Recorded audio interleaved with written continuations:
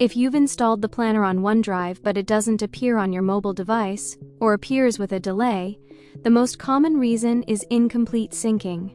In that case, follow these steps. 1.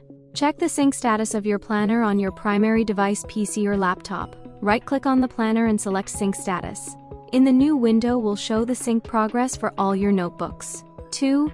Wait for the planner to sync completely. If the status says syncing, allow a few minutes for it to finish. 3. Verify the sync is complete. Once it's finished, the status will display up to date with the current time. 4. Check your mobile device. The planner should now appear under More Notebooks and then be listed near the top of your notebooks. Once syncing is successful and up to date, your planner can be accessed on any device, including iPhone, iPad, and Android phones. Any changes made on your laptop or mobile device will automatically sync across platforms, specifically between the OneNote desktop version and the OneNote mobile app.